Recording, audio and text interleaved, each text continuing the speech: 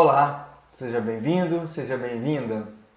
Sou o Joab Romed, sou fotógrafo e vim aqui em mais um episódio compartilhar com vocês um pouquinho sobre fotografia, sobre criação de imagem. Nesse bate-papo de hoje nós vamos tratar sobre as objetivas, as características delas, as distâncias focais, a profundidade de campo, os efeitos visuais que essa característica nos proporciona e falar um pouco de ISO, sobre fotometria, compensação, disposição, foco, falar um pouco sobre as medições, né, de fotometria, disposição, os modos de medição de luz. Eu quero compartilhar com você. Se você ainda não viu o primeiro vídeo, pode acompanhar. Nele nós abordamos um pouco sobre as câmeras fotográficas, sobre a evolução do maquinário, de equipamento fotográfico, né? Da fotografia em geral, a gente dá uma pincelada em tudo. É uma base, é uma ideia para que tenhamos suporte e possamos depois disso procurar outros caminhos para adentrarmos cada vez mais nesse universo fantástico que é a fotografia, né? Isso aqui é um bate-papo assim para a gente ter um norte de onde procurar, de como seguir. Para quem gosta de fotografia, criação de imagem, ter aí uma forma de buscar mais conhecimento depois disso, né? No primeiro episódio nós falamos sobre as câmeras. Aqui está comigo uma câmera analógica. Tenho também uma câmera digital, que aliás eu usei essa câmerazinha aqui por muitos anos. É uma T3i, é uma câmera de entrada da Canon, uma câmera digital. Aqui é uma lente de kit, uma 18-135, a famosa 18-135 que vem nas câmeras de kit da Canon. Ela me serviu muito. Eu deixei aqui de imagem de plano de fundo. Hoje foi uma dinâmica, eu fiz uma dinâmica um pouquinho diferente. Essa imagem aqui de um pontilhão, né? Uma linha de ferro, uma curva em S, é uma fotografia minha que eu fiz já há alguns anos. Aliás, todas as fotografias que eu tenho apresentado e vou apresentar durante esse nosso bate-papo aí, durante esses 3 vídeos, são todas de minha autoria. Eu fiz com essa câmera e essa lente de kit, né? As pessoas falam muito sobre a necessidade de novos equipamentos, de se comprar lentes mais claras. Óbvio que quando se pode investir em equipamentos que facilitam a nossa vida, isso é bom, isso é importante, deve ser feito. Mas também é possível você fazer com um celular, é possível você fazer com uma câmera compacta, com uma câmera de filme. O que nós temos de ter em mente, que é primordial, é entender os princípios da fotografia. Eles são básicos, né? E a partir disso nós vamos adentrando nesse universo, como eu já comentei, e vamos nos aprofundando. À medida que vamos nos aprofundando, vamos sentindo a necessidade de aperfeiçoar, seja adquirindo um equipamento diferente. Eu não digo nem melhor, mas que atenda mais à nossa necessidade, né? De repente, se eu gosto ou faço mais fotografia de paisagem, eu tenho uma necessidade, por exemplo, de uma grande angular, ou se eu fotografo pássaros, eu uso uma tele. Então, de imediato, talvez eu não deva fazer um investimento alto nesses equipamentos, já para sair pensando que eu vou fotografar só se eu tiver esse ou aquele equipamento, né? Os fabricantes investem muito nesse tipo de marketing. Você só consegue fazer tal coisa se você só tiver condicionado a ter X ou Y equipamento. É lógico que algumas facilidades existem, óbvio, se eu quero fazer uma fotografia macro, obrigatoriamente, quase que obrigatório, eu preciso ter uma lente macro. É lógico que tem também aí umas certas gambiarras de inversão de lente e tal, mas eu não estou nem entrando nesse mérito. Mas, em geral, sim, algumas especificidades para atingir alguns resultados fotográficos, você precisa de alguns equipamentos específicos, direcionados para isso. Contudo, é possível também nós fazermos algo com o que nós temos na mão, né? Essa fotografia mesmo que eu mostrei aí é um exemplo disso. Eu trabalhei muito tempo também com uma câmera de entrada que não chegava a ser nenhuma DSLR.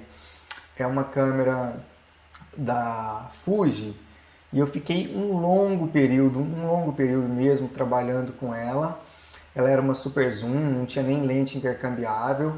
E eu fotografei um bom tempo usando esse tipo de equipamento. Essa câmera, essa foto que está agora aqui na tela, ela faz parte disto, né? Eu há algum tempo fotografei com essa câmera, usei bastante. E quando eu senti a necessidade de troca de equipamento, eu passei para a T3i, que é uma câmera também de entrada, né? E fiquei muitos anos usando essa câmera com essa lente de kit. Essa 18-135 aqui é uma lente relativamente escura, tem abertura de 3.5, né, até 5.6, então, ou seja, ela é variável. Ela não tem uma abertura constante. Em 18 milímetros eu tenho uma abertura de 3.5 e se eu usar a tele dela aqui no 135 milímetros, eu vou fechar ela para 5.6 automático, sem eu poder fazer nada, né? Ou seja, é uma lente que nesse aspecto tem uma certa limitação de recurso, impede para algumas coisas, mas a gente começa a entender o equipamento e tende a adaptá-lo à situação que a gente vai viver e usá-lo da melhor forma possível, né? Então isso é possível de ser feito, é possível que tenhamos bons resultados, boas fotos, ou pelo menos que atendam à nossa necessidade, ao nosso desejo naquele momento. Com a necessidade de evolução, nós vamos dando um passo de cada vez, não é? Eu quero agora comentar com vocês também, falar um pouquinho sobre objetivas, né? As objetivas é um assunto fascinante. Aqui eu trouxe para mostrar uma lente de grande formato. Essa lente é maravilhosa. É uma lente usada em câmeras de grande formato. Eu fiz recentemente uma câmera Minutera, fiz até um curta-metragem, eu construí essa câmera do zero de madeira e essa lente aqui faz parte disso. Então, as objetivas, elas são diferentes. Essa objetiva aqui é uma objetiva 100% mecânica, completamente manual. Então, eu tenho aqui as aberturas do diafragma, enfim, todos os processos. Ela tem o obturador nela. Ontem, no outro episódio, eu mostrei o obturador da câmera, quando a gente clica, né? Nessa câmera aqui, nós temos esse processo feito exatamente na própria câmera, o que é maravilhoso, assim, na própria lente, desculpe. Na própria lente nós fazemos todo esse processo. O obturador está embutido nela, né? Eu armo o diafragma, né? Eu escolho a abertura dela aqui, ó, abrindo e fechando, abrindo e fechando, abrindo e fechando. E depois de escolhido, eu pego, armo e faço o clique. Isso é maravilhoso, olha. Isso é uma lente completamente mecânica. Aqui entra também no assunto da aula anterior, que foi as velocidades de obturador. A obturação, no caso aqui. Essa lente especificamente ela tem um T de temporizador, tem um B de bulb, que é eu segurar e fica aberto sendo exposto, uma longa exposição. E ela tem umas velocidades que variam de 1 segundo, 2 segundos, 4, 8, 15, 30. Isso aí quando ela passa a partir do B e do 1, ela começa a fragmentar os segundos, né? Aí seria 2, por exemplo, já é 1 segundo dividido por 2, né? A última velocidade dela é 400, então eu tenho 1/400 de segundos. Então já é uma velocidade mais rápida, ela já congela mais. Esse é um exemplo aqui de lente. E a aplicação dela pode ser uma câmera de grande formato e no meu caso eu uso numa Minutera, numa câmera lambi-lambi, uma câmera de jardim como é conhecida aqui no Brasil. Essa é a parte de trás da estrutura e isso aqui eu encaixo lá na câmera, né? Essa parte fica para dentro da câmera, ela não fica visível e a gente ficaria vendo a lente assim, lá na câmera, né? É uma coisa maravilhosa, ela é completamente manual, mecânica, é incrível. É um look completamente diferente assim, do que a gente é acostumado, né? Eu tenho aqui também uma lente Helios, que foi usada na Zenith, que eu comentei na outra aula. Eu até estava usando outra que eu fazia esse movimento e falava que o diafragma da lente ele abre e fecha à medida que eu vou rodando aqui, escolhendo a abertura, né? Que eu exemplifiquei de uma forma bem até simplista, né? Assim, numa linguagem bem simples mesmo, dizendo que é como um buraco mesmo, onde vai entrar a luz que reflete, a luz incide num objeto, num assunto, numa pessoa que eu esteja fotografando, e a luz incidente ali, ela reflete, e a luz refletida, ela passa, ela é conduzida pela objetiva para chegar no sensor da câmera digital ou no filme fotográfico, né? Que também foi assunto do vídeo passado, do vídeo anterior. Tenho aqui até um adaptador rosqueável, que como eu havia comentado, do mount da câmera, para eu usar na minha Canon, porque eu tenho Canon, mas você pode ter Nikon, Fuji, Sigma, Sony, não interessa, tem adaptadores, né? Esse é um adaptador muito simples, ele não, como é uma lente mecânica, ela não tem nada de digital, de eletrônico. Então eu tenho aqui uma rosca M42 própria para encaixe dessa lente e de cá a baioneta F, que é o padrão Canon. Então eu faço um jogo colocando ela na minha lente, na minha câmera Canon digital. Né? Posso colocar nessa T3i aqui, que é uma de entrada, posso colocar numa 80D, numa 6D, numa 5D, Mark III, Mark IV, numa 1DX, para quem tem uma 1DX, né? 1DX é um pouco cara, realmente cara. Posso colocar nessa câmera da Canon também de filme, que é aquela que eu mostrei no outro episódio. Então eu encaixo aqui e uma lente que foi feita para rosca M42 da Zenith, eu posso utilizá-la na câmera analógica da Canon, ou posso utilizar na minha digital, mas se você tem uma Nikon, tem outra marca, você tem que arrumar um adaptador, comprar um adaptador que sirva nesses modelos de câmera, e é muito possível que você consiga e que funcione. Mas o nosso objetivo aqui está sendo mostrar as objetivas, né?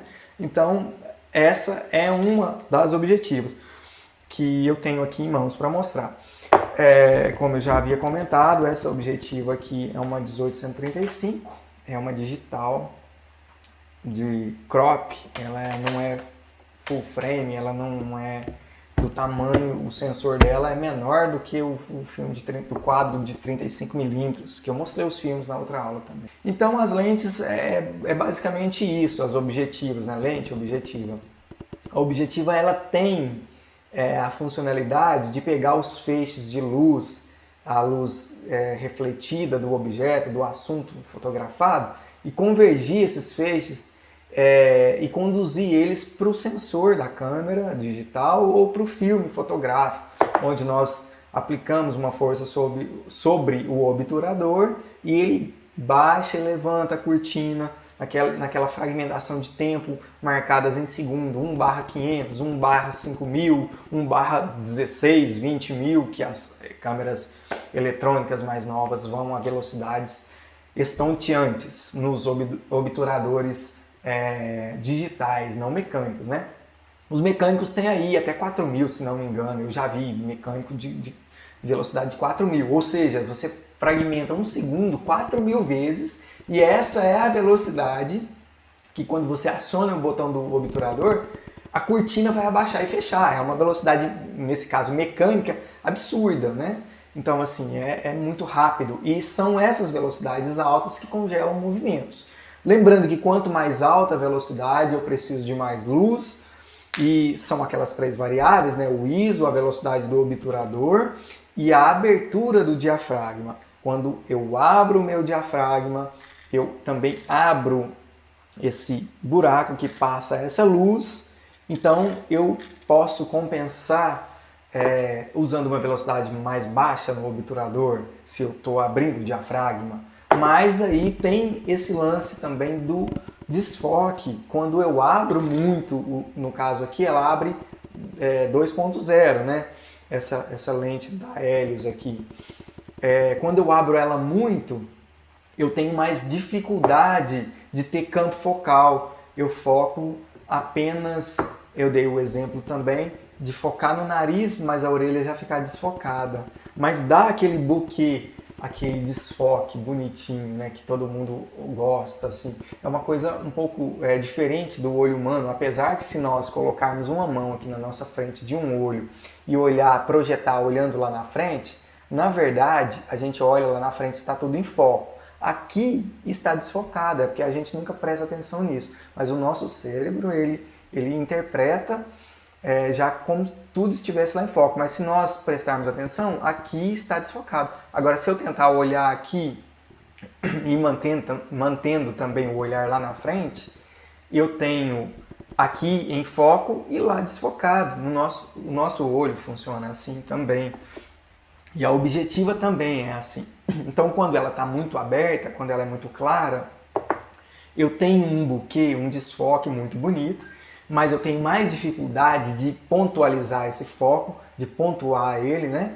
De incidir ele corretamente sobre o assunto desejado, sobre o ponto desejado. Mas também ele me dá essa característica vantajosa de ter um desfoque bonito. Tem muitas pessoas que procuram. Por exemplo, eu estou gravando aqui em frente a uma parede que tem um monitor de TV atrás. Ele está desfocado, porque primeiro pela distância focal, o foco está em primeiro plano, ou seja, o tracking está no meu rosto, o tracking de acompanhamento de foco da digital que está ali atrás, fazendo aqui a captura da imagem. E eu tenho o segundo plano desfocado. Eu poderia também inverter esse processo, focar lá no fundo, onde o monitor e aquele rack de madeira sairia em foco e eu sairia desfocado. Eu estou fazendo isso porque estou usando uma lente muito aberta, ou seja, esse buraco aqui está passando muita luz nela, né? Então é por isso. Então se eu quisesse, então eu quero fazer tudo em foco, o que eu tenho que usar?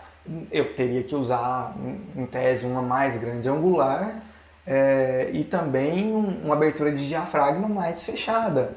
Né? Mas aí implicaria nas outras duas variáveis. Se eu fecho o diafragma, eu permito que a passagem de luz seja menor. Se eu tenho menos luz, eu preciso ter uma sensibilidade de ISO mais elevada. Por exemplo, se eu estou usando o ISO 160 para gravar esse vídeo, eu precisaria de aumentar alguns stops aí. Eu precisaria, por exemplo, de um ISO 400, de um ISO 800 e variar na velocidade também no meu shutter de captura. Se fosse uma fotografia, eu teria, por exemplo, se eu estava usando uma velocidade de obturador de 1/125, eu vou precisar usar, por exemplo, uma velocidade já de 1/60, sobre 50, sobre 40, né? E a lente sendo mais fechada, eu resolveria em tese esse problema, estou chamando aqui, na verdade não é problema, é característica, né? Nesse caso aqui é característica, que eu estou em foco no primeiro plano e o segundo plano desfocado. Aí tudo sairia em foco. O mesmo foco que tem aqui estaria lá atrás. Né? Isso é característica. Eu particularmente fiz essa escolha consciente, usei uma lente clara, ela é 1.4 e ela está em 1.4, filmando em 1.4, ou seja, esse buraco dela está todo aberto, passando muita luz, permitindo a entrada de muita luz, que me permite usar um ISO mais baixo, me permite também usar uma velocidade moderada. A velocidade que eu estou usando aqui é limite para não congelar o vídeo. Eu estou um pouquinho misturando também vídeo com fotografia, mas nesse âmbito aqui ela quase que se funde, né? As informações são válidas para os dois casos. Então eu escolhi estar em primeiro plano focado e o segundo plano desfocado. E aí é uma escolha nesse contexto aqui. Poderia ter escolhido tudo em foco. Não foi o caso, né? Isso que eu acabei de falar foi um pouquinho sobre as objetivas digitais, analógicas, que eu uso em grande formato, médio formato, 35mm, as cropadas aqui das digitais, que não são de sensor tamanho do 35, que não são full frame, são APS-C. Então, isso é escolha. E também falei sobre a profundidade de campo, que justamente eu fiz aqui essa exemplificação, que estou focado em primeiro plano e o segundo plano lá atrás está desfocado. Isto é profundidade de campo. O que também podemos trabalhar com uma tele para fazer algo parecido. A minha escolha aqui foi uma lente muito aberta, em 1.4, que eu já citei outras vezes anteriormente. Mas eu poderia ter uma tele objetiva, por exemplo, usar uma 200mm e fazer o foco aqui também no primeiro plano, que ele daria um desfoque lá atrás. Mesmo eu estando com o diafragma fechado em f8, f11, se eu estiver distante do segundo plano e, obviamente, usando uma tele, por exemplo, 200mm, que eu citei aqui, numa situação hipotética, eu teria que colocar a câmera filmando muito distante de mim também, porque o comprimento focal ele vai afunilando o plano, vai fechando o plano e eu vou recortando. Então, se eu coloco uma tele numa distância de 1 metro e pouco de mim, eu vou focar, eu vou visualizar, o meu campo de visão seria apenas o rosto, ou até menos do que isso, né? Então, é mais ou menos nessa pegada que eu fiz essa escolha de ter uma 35mm, em tese grande angular. Ela está sendo usada aqui como uma normal, quase uma lente normal, mas bem aberta em 1.4. Então isso é profundidade de campo, né? E também eu comentei agora também da minha escolha do ISO, né? Se eu tenho uma lente muito aberta, que esse é o caso, eu posso usar um ISO mais baixo. Então eu fiz essa fotometria, essa medição de luz baseada neste processo. Para resumir sobre a objetiva, é através dela que nós temos a passagem de luz. Ela tem um conjunto de lentes dentro dela, né, um conjunto óptico lá, que os raios luminosos são orientados de maneira ordenada para sensibilizar o sensor fotográfico ou uma película, né? Então esse é um ponto. O ISO, na verdade, ele indica qual que é a sensibilidade da câmera em relação à luz. A maior sensibilidade exige menos luz para produzir a foto, e a maioria das câmeras digitais elas já são equipadas com o ISO automático, que regula esse valor automaticamente. O ideal é que nós conheçamos o equipamento e possamos aprender e fazer as escolhas, dependendo do ambiente que a gente está. Fazer a escolha manual. Isso pelo menos para entendimento, é importante, porque vai possibilitar resultados melhores quando nós temos esse conhecimento e adequamos à nossa necessidade. Por exemplo, se eu tenho um sol forte, eu preciso de um ISO mais baixo, ISO 100. Se eu tenho aí pouca luz, estou em ambiente externo, sobre uma luz de holofote ou algo do tipo, eu preciso de um ISO 1600, um ISO 800, eu preciso de um ISO mais alto. Então essa é a característica aí do ISO. E agora, falando um pouco também sobre a exposição, sobre medir a quantidade de luz, nós temos um mecanismo dentro das câmeras que é o fotômetro. Na realidade, nós não vemos os objetos, e sim a luz refletida que chegam deles. Foi isso que chegam a partir deles. Tem a luz incidente que incide no objeto e a luz refletida que é o que passa na objetiva. Então, a partir disso, nós precisamos de algo que faça essa medição para a gente ter ali a ideia exata da quantidade de luz necessária para formar a imagem no sensor ou no filme fotográfico. É o que a gente dá o nome de fotometria. Isso que é fazer a medição de luz. Existem algumas situações que o próprio fotógrafo tem que decidir quais as regulagens que vai usar, porque o fotômetro ele também pode se confundir. O mecanismo eletrônico ele está programado pelos fabricantes para ler o cinza. A partir do cinza ele tem um parâmetro de branco, de claro e escuro. Então esse aparelho que mede a quantidade de luz, ele fornece as regulagens necessárias para que a câmera possa fazer a captura dessa imagem. E aí nós temos vários modos de medição na câmera digital. Por exemplo, o modo matricial, ponderada, com preponderância central também, mas ele abrange um pouquinho maior o círculo central, faz também ou um quadrado em torno do ponto central, ele abrange mais um pouquinho. E também tem um modo de medição parcial, que é bem parecido também com o anterior, e tem o spot, que é pontual. Tem um ponto central e ele foca exatamente ali naquele único ponto. Então, independente de ter mais luz do lado, se você está apontando a câmera e focando em um ponto específico, ele vai medir, vai fotometrar, vai calcular ali a quantidade de luz exatamente naquele ponto, para te dar a exposição correta. E qual que é a exposição correta? É o que você gostaria de fazer. Se você for fazer uma silhueta, o fotômetro vai falar que está errado, que você tem pouca luz. Mas não, se você conscientemente está tentando fotografar uma silhueta, a sua exposição está correta. Então, não depende, o fotômetro é apenas uma ferramenta de parâmetro para que nós possamos alcançar aquilo que desejamos na fotografia buscada, na fotografia, na imagem, no desenhar com a luz, no escrever com a luz que nós estamos pretendendo realizar. É isso por hoje. Agradeço por você ter tido a paciência de estar comigo aqui até esses minutos. Até breve, num próximo vídeo. Obrigado.